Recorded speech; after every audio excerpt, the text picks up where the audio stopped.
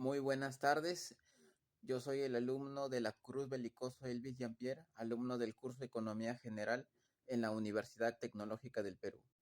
Y bueno, para el día de hoy me he fijado en la escuela clásica, la escuela de Adam Smith, la cual sabemos que profesa todo aquello que tiene que ver con la mano invisible, con la especialización y también con un intervencionismo por parte del gobierno que sea muy mínimo, ¿ok? ¿Y a qué hecho histórico peruano lo estoy vinculando? Pues precisamente al siglo XIX, hablamos de 1850, el gobierno de Ramón Castilla, precisamente el acontecimiento del comercio del guano por parte del Perú hacia Europa, Inglaterra entre sus principales compradores.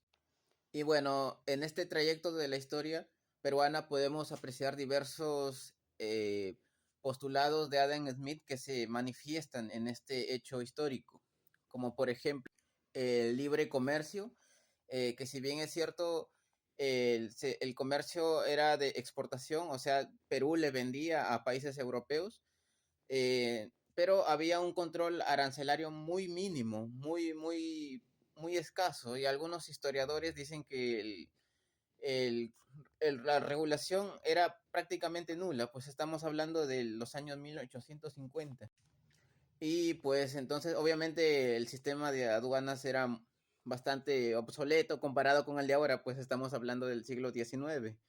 Y también hubo otro postulado de Adam Smith que se hizo realidad en este tiempo, que es precisamente el intervencionismo muy mínimo por parte del gobierno en la actividad económica. Adam Smith decía que el gobierno sí tiene que intervenir en la economía, pero de una manera muy específica. Tiene que intervenir en el gobierno de tal manera que facilite el desarrollo económico y la interacción económica. Y esto en el gobierno de Ramón Castilla sí se hizo realidad. Como les digo, la intervención del gobierno era muy mínima, pero se instalaron diversos tipos de ferrocarriles. Esto con el objetivo de acelerar el comercio y que los empresarios o la gente que estaba a cargo de las empresas que comercializaban el guano, pues precisamente sean más eficientes en su proceso de producción y comercio. Así que por estas razones es que podríamos decir que los postulados de Adam Smith se hicieron realidad en el Perú en la época del gobierno de Ramón Castilla, 1850. Ahora, como tema vinculado, como temas que hemos tocado, que esté vinculado a este tema, he elegido el de la semana 3, que es el de la intervención de la tecnología en el desarrollo económico. Si bien es cierto, al inicio el comercio del guano era muy complejo, porque estamos hablando de una época donde el motor a combustión interna o cualquier motor que facilite el comercio era muy escaso en los años 1850. Y, y entonces, ¿qué se hizo para poder acelerar este proceso? Pues se instalaron precisamente los ferrocarriles.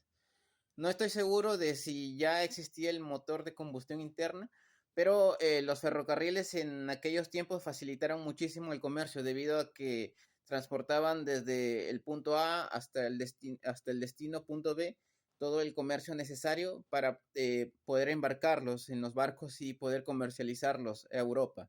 Entonces, este desarrollo tecnológico influyó bastante debido a que hizo más eficientes todo el proceso de comercio y esto pues redujo costos y aumentó los márgenes de utilidad para los empresarios.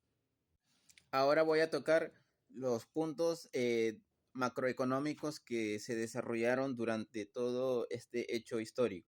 El primero que tenemos es el PBI, Producto Bruto Interno, el cual se desarrolló bastante debido a que el guano era bastante demandado en Europa. Como les he mencionado, Inglaterra era uno de los principales compradores.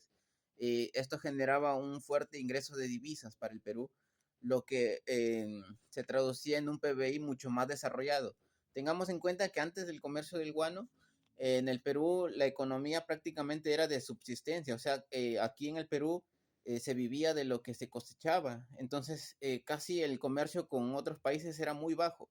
Lo que el guano hizo revolucionar todo esto y le dio a Perú la capacidad de obtener un ingreso fuerte de divisas, lo que le hizo generar un desarrollo en el PBI producto de toda esta actividad, ¿no?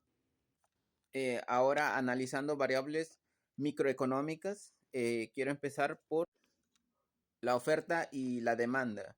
Si bien hubo una gran cantidad de demanda por parte de Europa acerca de este producto, pero ¿qué pasa? Que dentro del Perú, pues obviamente hubo bastante injusticias para el poblador de a pie, poblador promedio que trabajaba bajo el sol, como les digo, y esto generó un gran desequilibrio en términos económicos.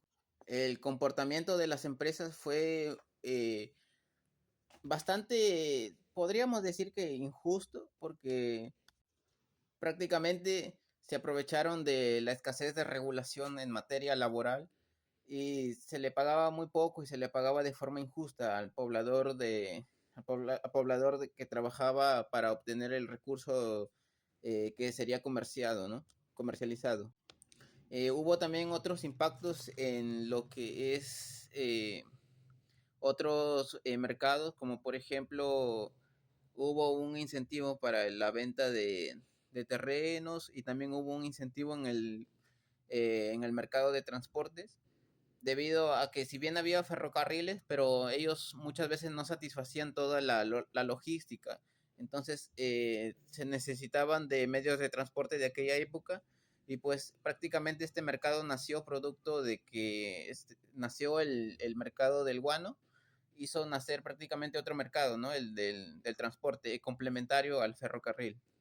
Y el último punto son los riesgos y vulnerabilidad, debido a que si bien Perú se volvió un país pudiente, por así decirlo, que capaz de solventar su deuda externa, capaz de generar muchas divisas para su ingreso, pero ¿qué pasa? Que este escenario es muy delicado y muy peligroso para cualquier país que lo esté pasando, debido a que toda esa fuerte economía se sostiene de un delgado pilar, ¿no? Que es prácticamente el comercio del guano, porque llegó a pasar que a principios del siglo, a fines del siglo, ya la demanda comenzó a bajar y pues prácticamente destruyó el mercado, ¿no? Y con eso pues todos los negocios que a su alrededor orbitaban. Entonces es muy arriesgado que todo un país dependa de un solo producto. Entonces ahí lo que en recomendaciones podríamos decir que eh, siempre un país tiene que optar para que su gente o sus pobladores puedan desarrollar sus otro tipo de mercado, ¿no? Con el objetivo de diversificar y con esto evitar posibles derrumbes por falta de demanda, ya que si depende de un solo producto, obviamente tarde o temprano ese negocio va a terminar y pues se va a derrumbar toda la economía que con ello se generó, ¿no? Entonces es importante diversificar y hacer que la nación pues desarrolle diversos talentos o genere comercio de diversos productos con el objetivo de que la economía se sostenga bajo sólidas columnas, ¿ok? Esas serían las recomendaciones, por así decirlo.